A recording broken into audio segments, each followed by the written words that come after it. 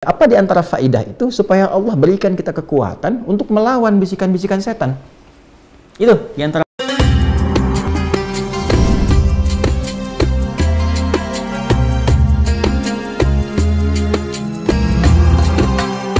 Qala fabima aghwaytani la'aq'udanna lahum siratakal mustaqim. Ya, qala maka syaitan itu berkata, bima aghwaytani, karena engkau telah menghukumi aku tersesat. Nah ini jahatnya. Jadi saya katakan tadi di awal, jika memang keangkuhan, kesombongan itu sudah menyelimuti keadaan satu makhluk, ya, saya tidak katakan seseorang, tapi satu makhluk, bahkan kalangan jin sekalipun, jangankan manusia, jin sekalipun, jika tertutupi oleh sifat kesombongan itu, maka potensi untuk mendapatkan pencerahan yang mengembalikan pada kebaikan, untuk mendapatkan hidayah yang menggugurkan semua potensi buruk untuk menjadi baik itu akan menjadi sulit didapati, ya, karena celah-celah mendapatkan pencerahan, kebaikan, hidayah itu tertutup oleh kesombongan tadi. Karena itu sepintar-pintar, sejeniusnya iblis itu kan kalau dalam bahasa Yunani itu diabolis kan, ya, diabolis itu artinya yang pintar keblinger gitu, ya, jadi yang punya sifat kepintaran di atas rata-rata, ya, tapi karena tertutup oleh keburukan tadi sehingga potensi kepintaran itu tidak bisa digunakan untuk membaca kebaikan. Itu bisa terjadi. Ya, alih-alih kepintaran digunakan untuk yang baik, tapi diarahkan kepada yang buruk ketika potensi baik itu tertutup. Ya, karena itu baik itu lebih penting dibandingkan dengan berilmu. Itu poinnya. Ya, sehingga ketika yang berilmu itu baik, maka ilmunya akan digunakan kepada segala yang maslahat. Ya, tapi semakin pintar kebaikannya tidak ada, itu damage-nya, ya, menghancurkannya lebih banyak. Jadi kalau pencuri yang pintar itu pasti ngambilnya, korupsinya lebih banyak dibandingkan dengan pencuri yang kurang pintar, ya. Nah, akan lebih bagus kalau pintar dan baik. Jadi jangan bandingkan misalnya pilih mana, pintar nggak baik atau bodoh baik, ya, maka pilihlah yang pintar dan baik, ya. Nah, kembali ke sini. Karena engkau telah menghukumi aku sesat, ya Allah, itu kan, menghukumi aku ini terjauh dari rahmatmu, fabima aghwaytani. Ya, ghawa itu kan sesuatu yang melampaui, ya, sesuatu yang lewat dari batas, gitu, ya, ya, sesuatu yang tidak biasa. Aghwa itu menghukumi sesuatu yang telah melampaui batas, ya, sesuatu yang kelewatan, gitu kan. Ya Allah, engkau telah menghukumi aku kelewatan, ya, aku tersesat, aku bersikap yang kurang bagus, gitu kan. Nah, tertutup dia oleh keburukan tadi, la'aq'udanna lahum siratakal mustaqim. Karena itu aku putuskan, ya, aku ingin buktikan, ya, kehebatanku itu, kata syaitan, ya, keangkuhannya dia ingin buktikan dengan apa? La'aq'udanna lahum siratakal mustaqim. Aku akan cegah mereka untuk mendapatkan jalan petunjukmu yang benar, ya, jalan petunjukmu yang lurus. Ya, ini yang menjadikan kita setiap waktu memohon kepada Allah dijauhkan dari syaitan supaya konsisten pada petunjuk yang benar itu. Makanya kita baca tuh sehari 17 kali. Ihdinas siratal mustaqim, ihdinas siratal mustaqim, ihdinas siratal mustaqim. Ya, apa di antara faidah itu supaya Allah berikan kita kekuatan untuk melawan bisikan-bisikan setan. Itu di antara faidahnya. Jadi kalau Anda bertanya kenapa kita membaca, ya, ihdinas siratal mustaqim, ihdinas siratal mustaqim 17 kali dalam sehari, ya, dan di setiap waktu, setiap pergantian waktu. Dari mulai subuh, kemudian ke zuhur, siang, masuk ke asar, sore, maghrib menjelang malam, ke isya. Kita minta sama Allah, ya Allah, ya, berikan aku kekuatan, tunjukkan kepada kami, ya Allah, petunjukmu yang lurus, petunjukmu yang benar. Ya, untuk minta kekuatan, supaya ditanamkan dalam jiwa kita. Nanti saya akan bahas apa kaitannya dengan keadaan jiwa. Karena syaitan itu akan menanamkan pada jiwa, memberikan bisikan, yang ini lebih bagus, ya, jangan ambil yang ini yang lebih ideal, dan sebagainya. Sehingga alih-alih misalnya seorang hamba menunaikan salat, dia bisa tinggalkan salatnya untuk mengejar sesuatu yang tidak penting. Ya? Kan ada sekarang orang mengejar untuk dapatkan satu peluang pekerjaan dan tega meninggalkan Jumatnya hanya untuk menjaga, ya, toko tertentu misalnya, atau jualan tertentu misalnya, yang dia pun tahu sebetulnya rezekinya di tangan Allah. Ini aneh memang orangnya.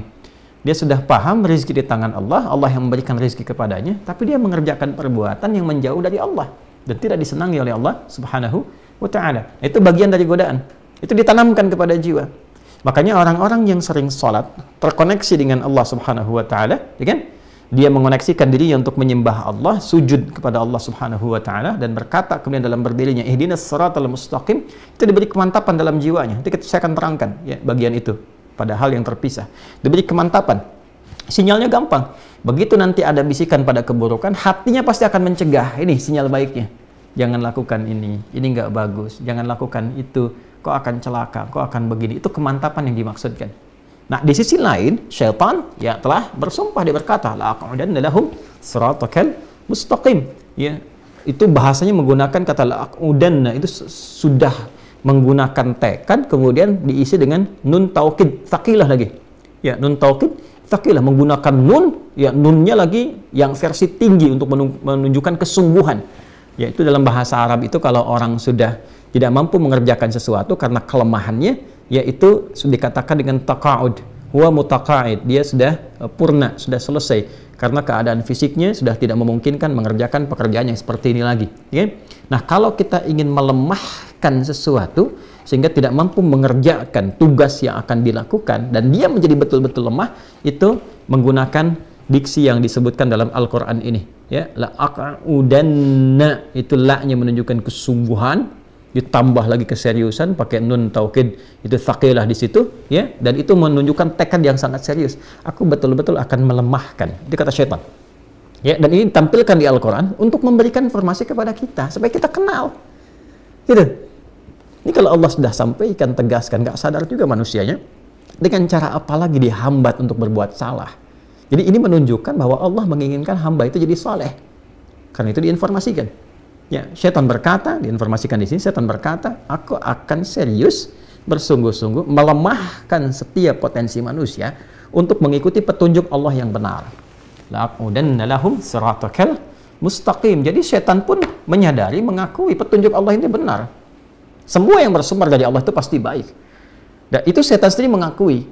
Ya, karena itu jangan diikuti. Ya, provokasi-provokasi setan ini, karena dia pun mengakui semua yang bersumber dari Allah itu benar. Artinya kalau Allah memerintahkan itu yang terbaik.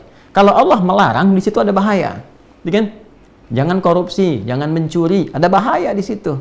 Jangan menipu, jangan berdusta, ada bahaya. Jangan membunuh, jangan berzina, ada bahaya di situ. Jangan riba, ada bahaya di situ. Kan? Setan tuh mengakui. Cuman karena kesombongan, dia gengsi mau ambil. Ya, karena keduluan oleh Adam, dia nggak mau tuh, gengsi dia pada kondisi itu. Itu sebabnya yang menjadikan dia memilih untuk memprovokasi hamba, melemahkan supaya nggak paham. Ya, jangan mencuri, diberikan gambaran-gambaran seakan untuk dengan mencuri itu jadi lebih nikmat, jadi lebih banyak, jadi lebih elit, jadi lebih luar biasa, pengaruhnya hebat, harta dapat datang dengan cara yang cepat, banyak lagi, sehingga semua diangankan, digambarkan, lupa dengan petunjuk. Itu yang dimaksud la'aqudanna lahum. Ya, saya kelihatannya lebih enak. Jangan zina, tetap aja ada yang zina. Karena digambarkan gitu. Tahu, dalam hati kecilnya tahu mencuri itu salah, korupsi itu salah, zina itu salah. Tapi kenapa masih dilakukan? Ini problemnya. Karena nggak kenal dengan cara kerja syaitan ini. Nggak kenal. Ya, jangan riba, masih riba. Ya kan? Jangan zina, masih zina. Tiap hari berita kelihatan, ini selingkuh dengan ini zina, ini begini, ini begitu. Ya kan? Jangan korupsi, tiap hari kita lihat berita, ini pencurian, ini penipuan, ini korupsi sekian, ini begini. Masih terjadi. Kenapa? Boleh jadi karena kurang dekat dengan Allah. Ini. Ya kan? Bahasa gampangnya kurang ibadah, kurang sholat. Jarang baca dengan benar ihdinas siratal mustaqim. Sholatnya nggak khusyuk. Kelihatan kayak yang sholat, tapi nggak khusyuk. Nggak fokus dalam sholatnya. Sholat pun karena ada motivasi tertentu saja. Nah, ini problem, itu juga ada dalam Quran. Ada orang yang sholat itu karena motivasi tertentu. Karena ria, pencitraan, karena ngejar sesuatu. Disebut dengan celaka. Kasihan, fawailul lil musallin alladzina hum an salatihim sahun alladzina hum yura'un. Ada lagi sifat nifaq, munafik, kelihatan, ingin cepat-cepat, ingin buru-buru. Karena tuntutan tertentu saja. Motivasi sholat pun karena ingin mengejar dunia. Itu problemnya. Sehingga tidak ada kemudian keistimewaan dari kalimat itu yang menghunjam kepada jiwa, yang betul-betul meminta kepada Allah untuk dilindungi. Ini poinnya. Dan dahsyatnya apa? Di ayat ke-17 ya teman-teman, ثُمَّ لَآتِيَنَّهُمْ مِنْ بَيْنِ أَيْدِيهِمْ. Kan? Kemudian wa min khalfihim wa an aymanihim wa an syama'ilihim wa la tajidu aktsarahum syakirin. Ini poinnya. Ya. Dan dia betul-betul sudah bertekad karena menggunakan lam tadi, kemudian nun taukid, tsaqilah di akhirnya. Ya, nun taukid tsaqilah itu menggunakan tasydid di atas nun berharakat fathah. Ya, untuk menunjukkan satu kesungguhan yang sangat luar biasa.